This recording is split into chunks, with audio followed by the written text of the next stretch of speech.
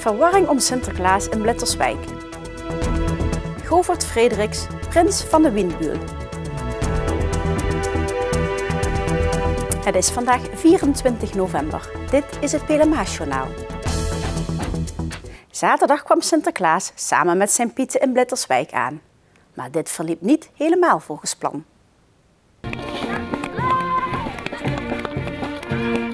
De kinderen uit Blitterswijk kwamen onder leiding van de fanfare aan bij tante Jet aan de Maas. De kinderen verzamelden zich op de steiger om Sinterklaas en zijn Pieten op te wachten. En jongens en meisjes, zien jullie al wat verschijnen? Sinterklaas komt eraan. Volgens mij is dat de boot, of niet? Ik weet het niet. Ben je een beetje zenuwachtig? Ja. Wat ga je daar doen als Sinterklaas aankomt en je ziet hem? Naar hem toe lopen en proberen hem hand te geven als dat kan. Wat komt er aan? De stoomboot. Zie je Sinterklaas er al op staan, of niet? Een beetje. Ben je een beetje zenuwachtig? Vind je het spannend? Ja. Maar terwijl de boot steeds dichter bij de steiger kwam, leek er wat geks aan de hand. Want er stond helemaal geen oude man met een lange baard en tabbert op het dek. De Sinterklaas leek eerder wat weg te hebben van Zwarte Piet. Wat is dat nou? Is dat Sinterklaas? Nee. Het is niet Sinterklaas. Wie denk je dan dat het is?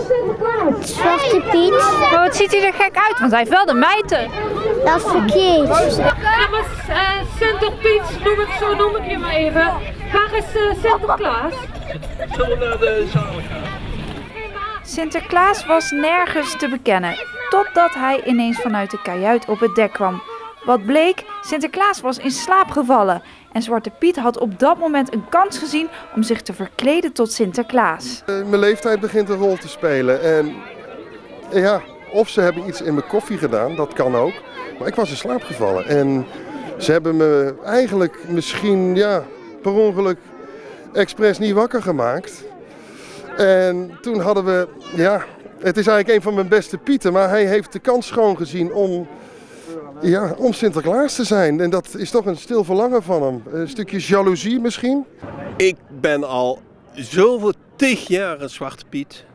En ik wou voor één keertje maar ook Sinterklaas zijn. En toen Sinterklaas zich verslapen had, hij lag te slapen in een kajuit. Toen had ik zoiets van, nou grijp ik mijn kans. Dat is maar eenmalig.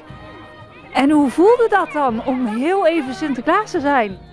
Zo heerlijk Sinterklaas. Heerlijk. Dat kunt u niet begrijpen hoe mooi dat is. Een echt verantwoorde actie van de Piet was dit natuurlijk niet. Want hij had veel kinderen in Blitterswijk in verwarring gebracht. Toch was Sinterklaas niet heel erg boos op zijn Piet. Hij draait al zoveel jaren trouw mee met mij in mijn Pietenclub, Gilde. En dit is eigenlijk de eerste keer dat hij echt uit de band springt. Dus ik heb er wel begrip voor. Maar we gaan hem dadelijk wel nader even aan de tand voelen. Hè? Omtrent zijn motivatie om dit te doen. Want daar zijn we wel nieuwsgierig naar. Ja, heel nieuwsgierig. Gelukkig was het mysterie al snel opgelost en konden de kinderen een handje geven aan de echte Sinterklaas. En er was natuurlijk ook veel lekkers.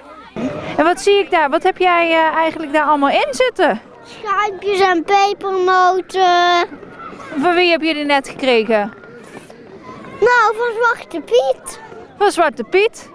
En dan kan je hem niet meer op je hoofd zetten. Maakt niet uit.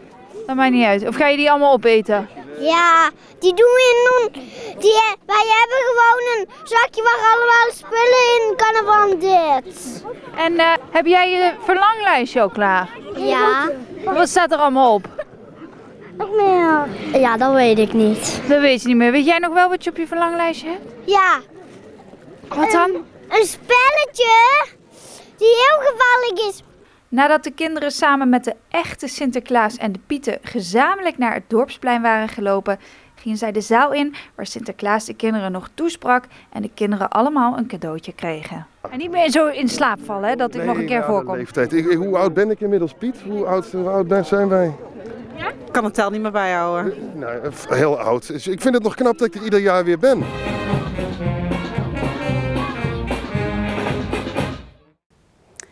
De 6-jarige Rick Hendriksen uit Venray beleefde de middag van zijn leven. Rick, die acute lymfatische leukemie heeft, zag zaterdagmiddag door de inzet van de stichting Lens in Beweging zijn droomwens in vervulling gaan. De afgelopen 2 jaar onderging Rick vele chemokuren. Hij en de rest van de familie hebben een zware tijd achter de rug en gaan een onzekere toekomst tegemoet. Voldoende reden om voor Rick een wensdag te organiseren. Rick werd zaterdag samen met zijn ouders, broertje en enkele vriendjes thuis opgehaald door een politie, brandweer, ambulance en wensambulance-voertuig. Vervolgens reed hij onder begeleiding van de politie naar de brandweerkazerne in Venray, waar hij alle voertuigen van de binnen- en de buitenkant kon bekijken. Al duurt het nog een hele tijd voor het carnaval is, in Wansum werd afgelopen zaterdag de nieuwe prins aan de dorpsbewoners voorgesteld tijdens het Wienbulebal. En möchte René mijn plaats innemen? Het was afgelopen zaterdag weer druk in de Zandhoek in Wansum. Het jaarlijkse Wienbulebal stond op het programma. Het bal waar de nieuwe prins van carnavalsvereniging de Wienbul bekendgemaakt werd. Sinds 2006 kiest de Wienbul ervoor om de prins vlak na de 11e van de 11e te laten uitkomen.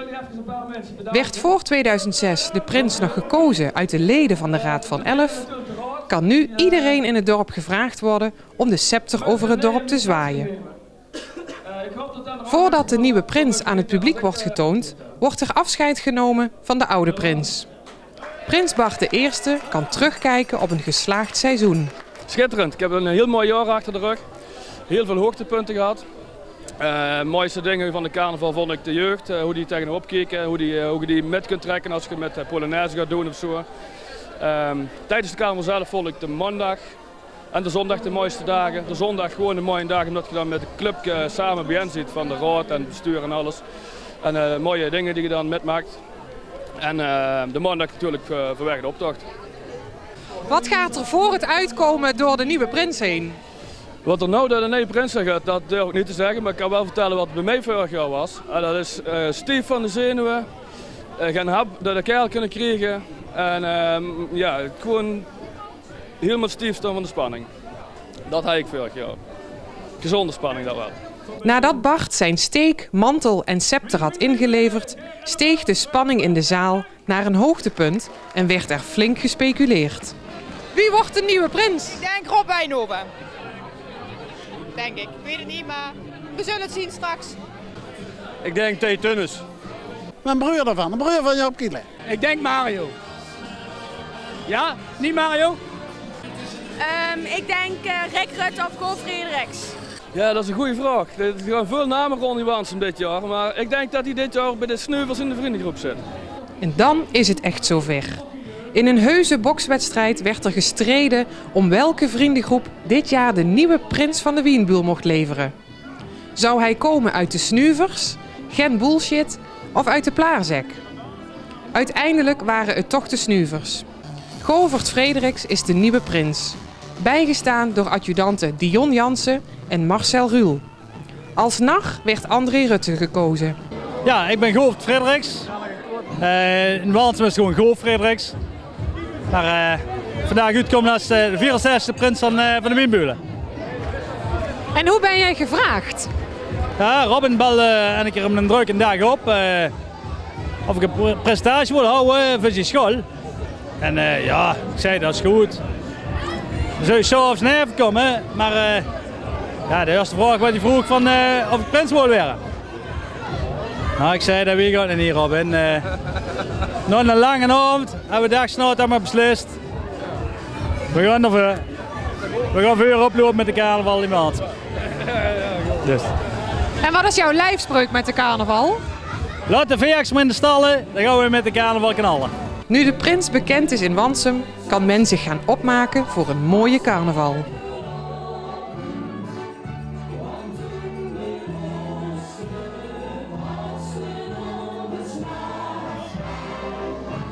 Tot zover het Pelemaasjournaal. Deze uitzending wordt herhaald tot en met dinsdag 6 uur 's avonds. Om 7 uur is er weer een nieuw journaal. Weer of geen weer, bij ons is het altijd vakantieweer. Aankomende nacht gaat het aan de grond licht vriezen. Morgen overdag is het droog en geruime tijd vrij zonnig. In de loop van de middag komt er geleidelijk veel bewolking. Het wordt 's middags maximaal 8 graden. Ik bedank u voor het kijken en graag tot morgen.